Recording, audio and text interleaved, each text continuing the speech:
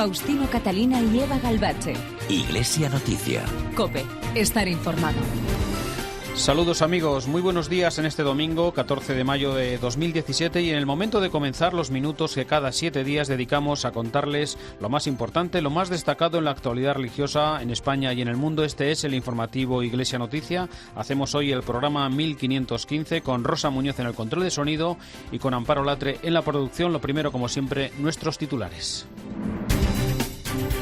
El viernes y sábado el Papa Francisco ha celebrado en Fátima el centenario de las apariciones de la Virgen y ha canonizado a los pastorcillos Francisco y Jacinta. El Tribunal Superior de Justicia de Extremadura ha ordenado la ejecución de la sentencia que anula la reducción de horas de la asignatura de religión. En El Salvador se ha celebrado la Asamblea Ordinaria del CELAM, el Consejo Episcopal Latinoamericano, con una mirada y recuerdo especial a la situación en Venezuela. El cardenal Jaime Ortega, arzobispo emérito de La Habana, ha presentado en Madrid un libro sobre la labor mediadora de la Iglesia entre Cuba y Estados Unidos que llevó al restablecimiento de relaciones diplomáticas. La revista Aguiluchos de los misioneros combonianos celebra los 60 años de su fundación. Murcia acogerá en los próximos días un Congreso Internacional de Mariología. Y mañana comienza su andadura en la Archidiócesis de Madrid un nuevo servicio de asistencia religiosa católica de urgencia. Faustino Catalina y Eva Galbache. Iglesia Noticia. COPE. Estar informado. El viernes y sábado el Papa Francisco ha visitado el Santuario Mariano de Fátima para conmemorar el centenario de las apariciones de la Virgen. En la mañana de ayer sábado canonizó a Francisco y Jacinta, dos de los 3 testigos de las apariciones, junto a Sor Lucía, que recordamos falleció en el año 2005. Hasta allí, hasta el Santuario de Fátima, se han desplazado durante esta semana miles de peregrinos. Muchos de ellos son españoles. Han acompañado así al Papa Francisco en su peregrinación. Vamos a recordar al comienzo de este informativo los principales momentos y mensajes que ha dejado el Papa Francisco en este viaje, con la crónica de la enviada especial de la cadena COPE, Eva Fernández. Buenos días. Buenos días. El Papa ha regresado feliz de este viaje. Hace tan solo unas horas, a bordo del avión, aseguraba que estaba conmovido por lo que 3 pastorcillos han enseñado a la Iglesia. Que Fátima tiene un mensaje de paz, ciertamente, y llevado a la humanidad por 3 grandes comunicadores que tenían menos de 13 años. En el mismo lugar donde hace exactamente 100 años la Virgen se les apareció, el Papa ha canonizado a Francisco y a Jacinta Marto en una ceremonia multitudinaria a la que asistieron peregrinos venidos de todo el mundo. Muchos de ellos habían pasado la noche al raso en la explanada y esperaban el momento cumbre de la ceremonia cuando el Papa pronunció en portugués la fórmula de la canonización. Declaramos y definimos como santos os beatos Francisco Marto y Jacinta Marto. En la homilía, el Papa continuó en cierta forma la oración realizada ante la Virgen la noche anterior a solas, frente a frente en la capilla de las apariciones, asegurando que de sus brazos vendrá la esperanza y la paz que necesitan y que yo suplico para todos mis hermanos en el bautismo y la humanidad. Que ella, Madre tierna y solícita con todos los necesitados, les obtenga la bendición del Señor, que sobre cada uno de los desheredados e infelices a los que se les ha robado el presente, de los excluidos y abandonados a los que se les niega el futuro, de los huérfanos y las víctimas de la injusticia a los que no se les permite tener un pasado, descienda la bendición de Dios encarnada en Jesucristo. Durante la ceremonia pudimos conocer por fin al pequeño Lucas, el niño del milagro que ha hecho santos a 2 de los videntes. Al acercar al altar las ofrendas, acompañado de sus padres, se fundió en un gran abrazo con Francisco. Justo antes de iniciar la misa en la explanada, el Papa rezó ante la tumba de los 3 pastores. No faltó una bendición a los enfermos y al terminar la ceremonia, cuando se llevaron la imagen de la Virgen en procesión hasta el lugar de las apariciones, todos los peregrinos, incluido Francisco, despidieron la imagen agitando pañuelos blancos.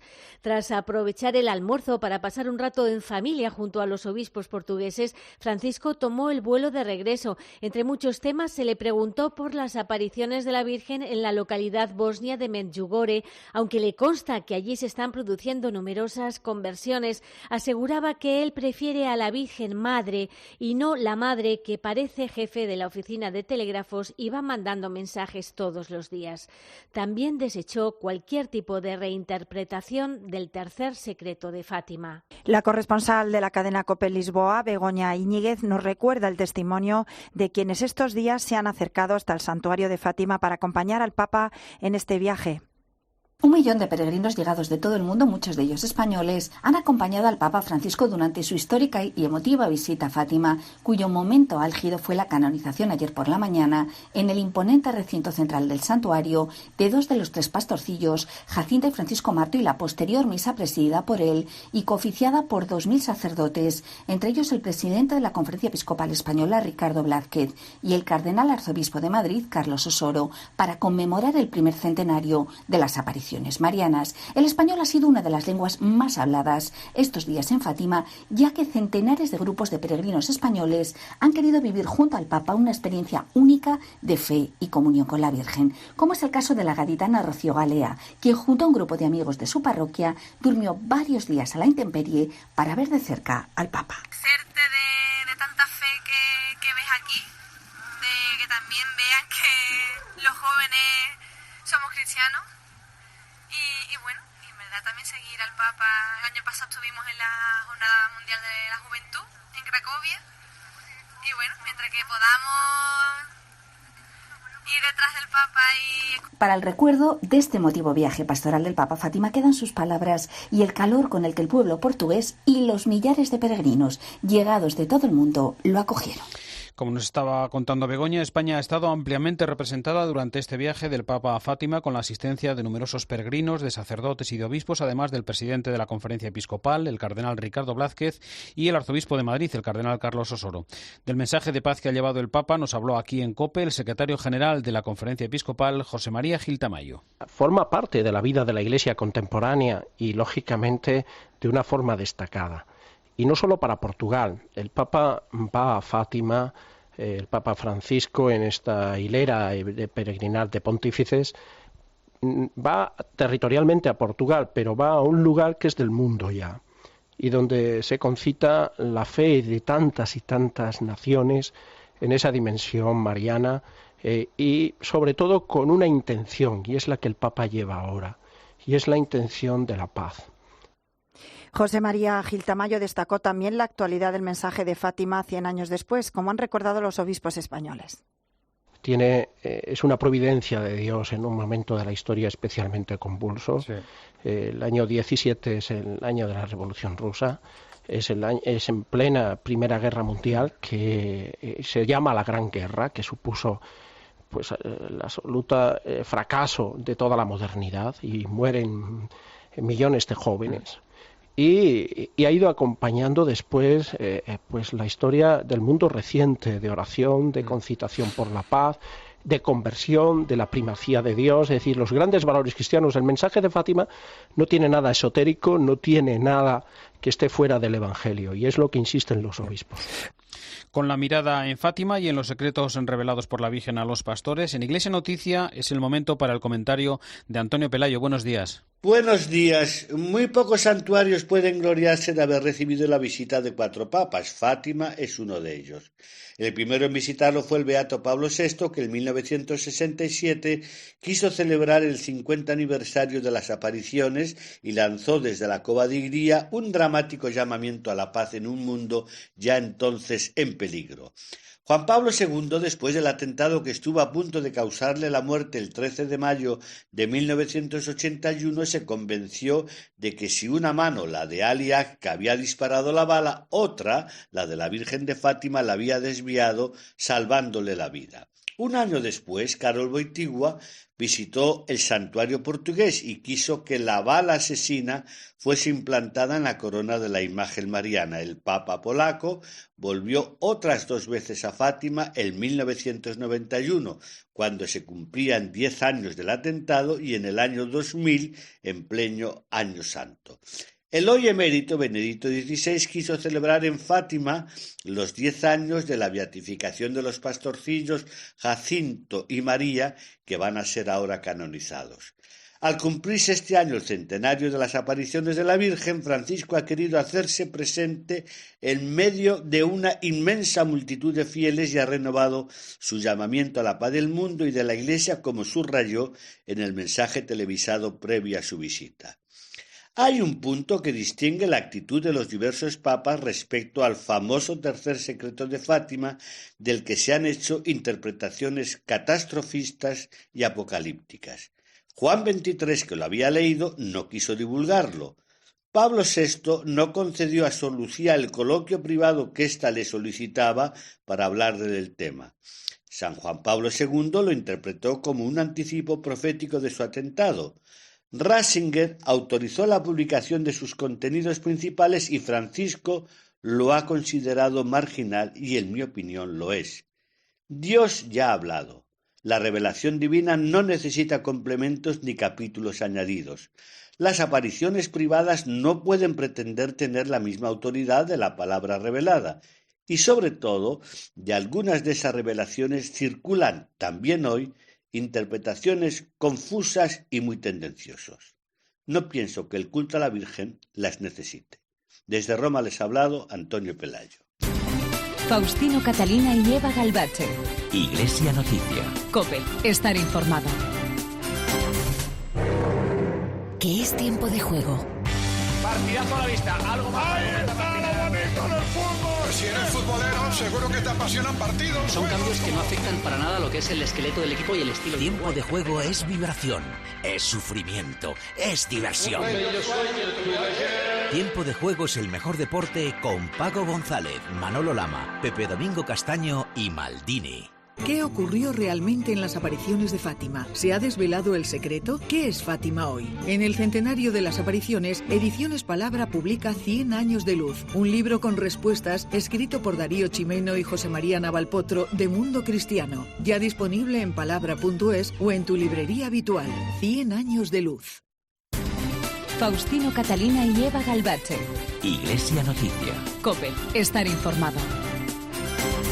Tiempo ahora en Iglesia Noticia para las informaciones aquí en España. Mientras sigue pendiente el recurso presentado ante el Tribunal Supremo, el Tribunal Superior de Justicia de Extremadura ha ordenado la ejecución de la sentencia que anula la reducción de las horas de la asignatura de religión. Nos amplía esta información desde COPE Mérida, Fabián Vázquez. El auto del Tribunal Superior de Justicia vuelve a tumbar el decreto educativo de la Junta de Extremadura y le obliga a cumplir las 3 sentencias que tiene en contra de la reducción de horas de la asignatura de religión. El TSJ no espera a la resolución del Supremo, donde hay un recurso de casación presentado por el Gobierno regional, y vuelve a dar la razón a las 3 diócesis extremeñas, a la Asociación de Profesores de Religión y a una asociación de padres que pidieron la aplicación inmediata de la sentencia por el daño que se hacía al colectivo. Francisco Lamoneda es el abogado que los defiende. Pedía además que en caso de ejecutarse provisionalmente se estableciera una alta fianza económica y el tribunal ha dicho que no procede ni la fianza y que procede desde luego la suspensión del decreto y por tanto la aplicación de la sentencia. Hay que recordar que el decreto educativo de la Junta de Extremadura, tumbado hasta 3 veces en los tribunales, reduce de 2 a 1 hora la asignatura de religión en la ESO y en primero de bachillerato y la suprime en segundo. El miércoles se celebró la fiesta de San Juan de Ávila, patrono del clero secular español, y entre los que este año han cumplido los 50 años de su ordenación presbiteral está el cardenal Ricardo Blázquez, que lo celebró con los sacerdotes de su diócesis de origen, en Ávila. Desde allí nos informa Oxy Rueda. Este 2017, el cardenal arzobispo de Valladolid, Monseñor Ricardo Blázquez, presidente también de la Conferencia Episcopal Española, cumple 50 años de sacerdocio y ha querido celebrarlo especialmente en su diócesis de origen, en Ávila. Hasta aquí se desplazaba el pasado miércoles en el marco de la fiesta del patrono del clero español y para presentar también su último libro, Memoria y Gratitud, 2 palabras que remarcaba especialmente a sus compañeros de presbiterio, a los sacerdotes de Ávila les pedía que sean agradecidos, pues de la gratitud, dice, siempre surge el servicio. Puede haber sufrimiento por haber sido, a veces pensamos, no suficientemente bien tratado, lo que sea, que se imponga al final el sentimiento de la gratitud. Von Balthasar decía que el bálsamo, el perfume de la memoria es la gratitud. Completamente de acuerdo. Y en este sentido es como este libro ha ido surgiendo. Una mirada al pasado la que realiza este libro, pero decía no con añoranza, sino para valorar aquellos momentos que nos sostienen ahora en el presente. Un presente que pasa también por su labor como cardenal. Explicaba don Ricardo cómo se había enterado de casualidad de este nombramiento, precisamente escuchando la COPE cuando volvía de decir misa en una residencia en Valladolid. Y recordaba que al haber cumplido los 75 años ya ha presentado su carta de renuncia al Papa Francisco, a lo que el obispo de Ávila, que cumple los mismos dentro de apenas 2 semanas, en tono jocoso comentaba que él ya se la está pensando. Y un detalle más, en el mismo momento de la celebración, el obispo electo de Plasencia, José Luis Retana, confirmaba que será el propio don Ricardo quien le consagre como obispo el próximo 24 de junio. Murcia se prepara para la celebración de un Congreso Internacional de Mariología con la presencia ya en estos días en la diócesis de la imagen de la Virgen Peregrina de Fátima con motivo del centenario de las apariciones. COPE Murcia, Paula Pascual.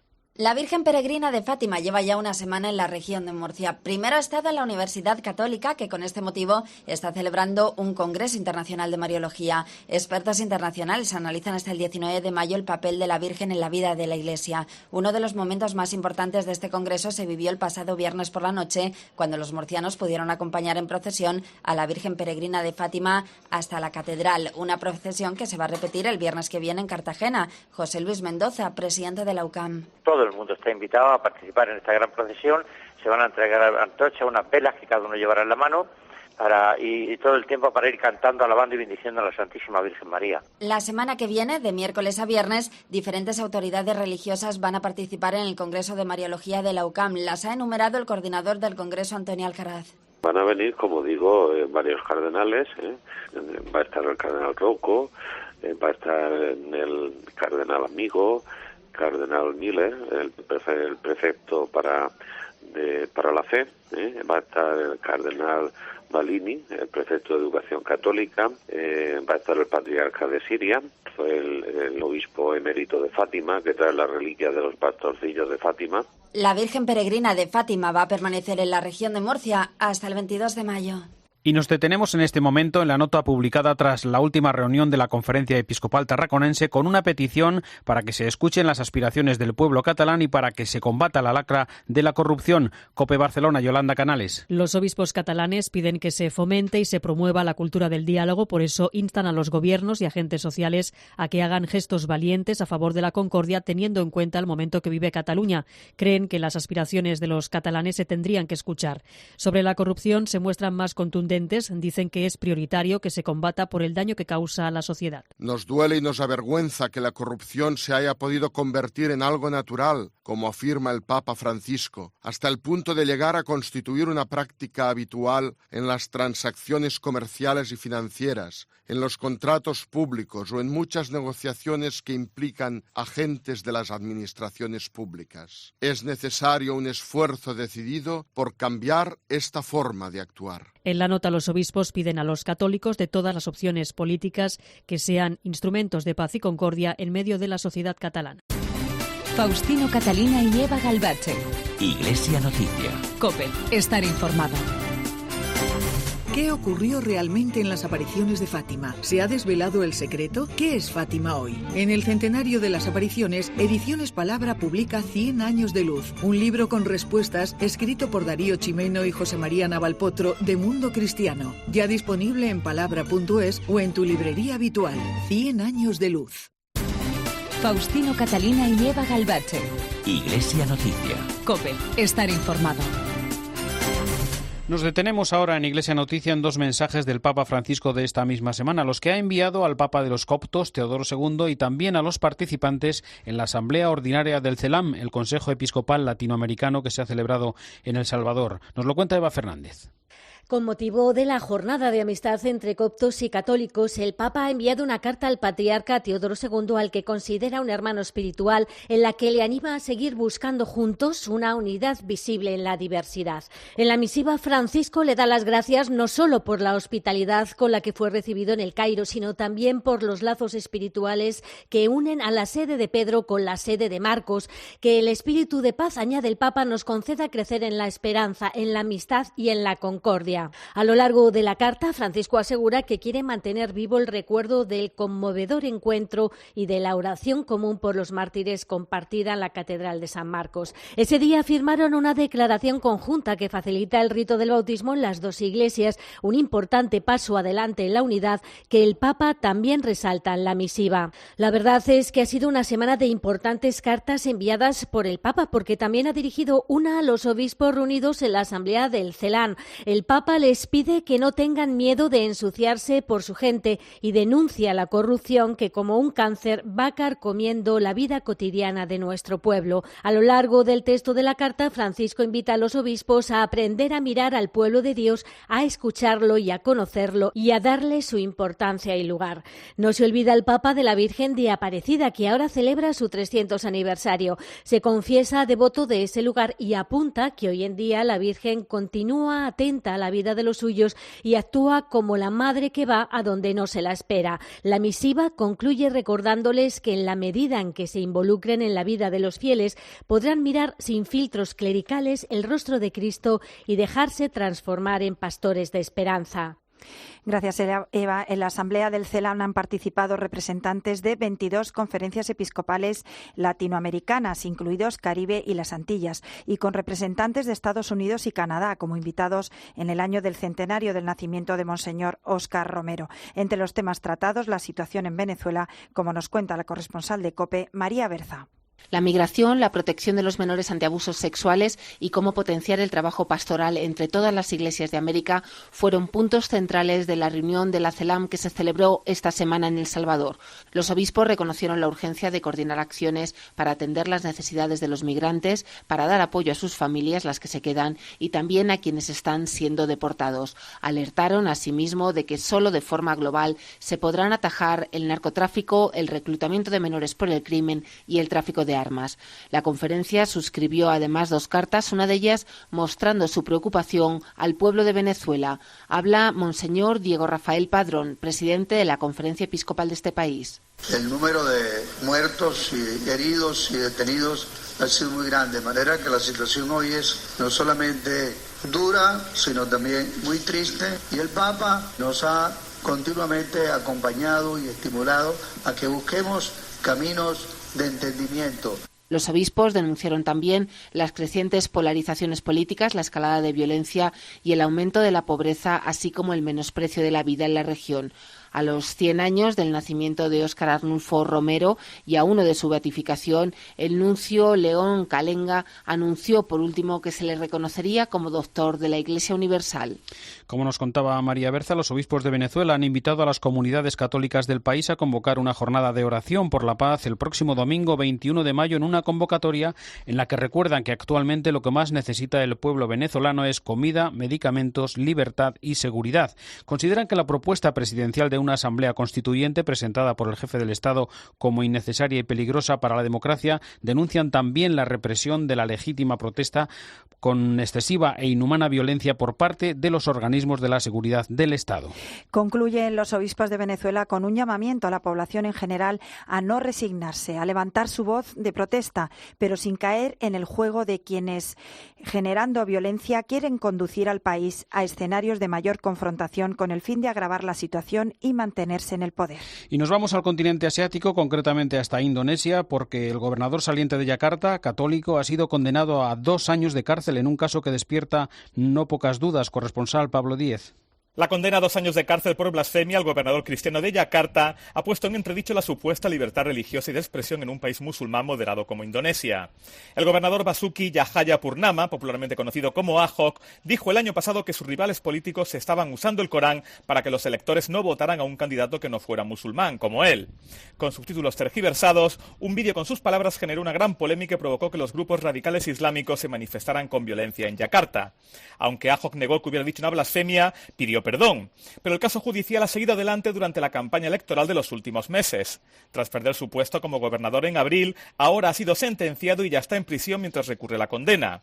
Tanto los grupos defensores de derechos humanos como la ONU critican esta sentencia más dura de lo previsto y piden a Indonesia que revite el delito de blasfemia, que consideran anacrónico. Con esta legislación, los grupos laicos temen que los islamistas radicales se aprovechen para silenciar y hasta eliminar a sus rivales políticos. Pues tras meses sin tener pruebas de vida del salesiano secuestrado en Yemen hace más de un año, el padre Ton Uzunalil ha reaparecido en un vídeo dado a conocer esta semana en el que se constata su deterioro físico. En él habla de su precaria salud y afirma que necesita hospitalización por los problemas de tensión arterial derivado de su diabetes. Y hablamos ahora del cardenal Jaime Ortega, arzobispo emérito de La Habana, que ha presentado esta semana en Madrid un libro sobre su labor de mediación entre los gobiernos de Cuba y Estados Unidos, que culminó con el establecimiento de relaciones diplomáticas. Así nos lo contó en COPE. El Papa no pretendía acercar dos naciones, no pretendía un diálogo entre dos gobiernos. El Papa pretendía un diálogo entre dos personas. Él cree en esta capacidad de la persona de encontrarse con la otra. Él estaba en Roma, él no se movió de allí. Envía a un portador de las cartas, pero al mismo para los dos, de tal manera que yo no solamente pude llevar su mensaje a cada uno, sino después llevar el mensaje de un presidente al otro y de este al primero. Es decir, el Papa creó una especie de posibilidad triangular de diálogo que hizo posible el acercamiento entre los dos. El cardenal Ortega también habló de la continuidad de las relaciones entre Cuba y Estados Unidos con el nuevo presidente, que dentro de unos días se entrevistará con el Papa. Hay que esperar, es la actitud del Santo Padre. El presidente Trump va a visitar al Papa y creo que todo eso puede ser algo que se vuelva a tratar simplemente para que continúe ese diálogo. Eso es lo que todos deseamos. La revista Aguiluchos, la publicación infantil misionera más longeva de España, cumple 60 años. De su agenda llegó a tirar más de 100.000 ejemplares y varias generaciones de niños han conocido el sueño misionero de San Daniel Comboni gracias a esta publicación. África González es actualmente la redactora jefe de Aguiluchos. Pues sobre todo la audacia y el coraje y el celo que tuvieron los primeros misioneros italianos cuando aterrizaron en España en el 56 y en el 57 ya estaban haciendo una revista. Italianos, sin saber el idioma, sin tener contactos y nada, tan lanzados que fueron ellos. Entonces a mí me admira esa capacidad de poner en marcha una empresa editorial, por así decirlo, de la nada, ¿no? El Arzobispado de Madrid, a través de la Vicaría de Pastoral Social e Innovación, pone en marcha a partir de mañana, fiesta de San Isidro, el Servicio de Asistencia Religiosa Católica de Urgencia, SARCU, con una simple llamada al número de teléfono 91 3717 717. Quienes requieran asistencia religiosa católica de urgencia en horario nocturno, de 10 de la noche a 7 de la mañana, los 365 días del año serán atendidos por un sacerdote. Bienvenido Nieto es el coordinador de este servicio. Igual que hay farmacia de 24 horas, clínica de 24 horas, farmacia de guardia, pues hay veces que es difícil contactar con un sacerdote para que te ayude espiritualmente o que te proporcione algún tipo de sacramento de forma urgente. Y este pequeño vacío que existía, entonces para que en un momento no pasen estas cuestiones, el arzobispo nos encargó poner en funcionamiento el servicio de asistencia religiosa católica urgente para que hiciésemos frente a lo que es en estos momentos un servicio novedoso, pero que va más allá de lo que en un principio puede hacer una parroquia. Pues terminamos recordando el número de ese servicio para Madrid, 913-717-717, el nuevo servicio de atención religiosa desde las 10 de la noche hasta las 7 de la mañana. Y no hay tiempo para más, hasta aquí la actualidad de este domingo, 14 de mayo de 2017. Llega ya aquí a la cadena COPE la última hora de la actualidad y después la Santa Misa. Hasta el próximo domingo, un saludo de Eva Galbache y Faustino Catalina.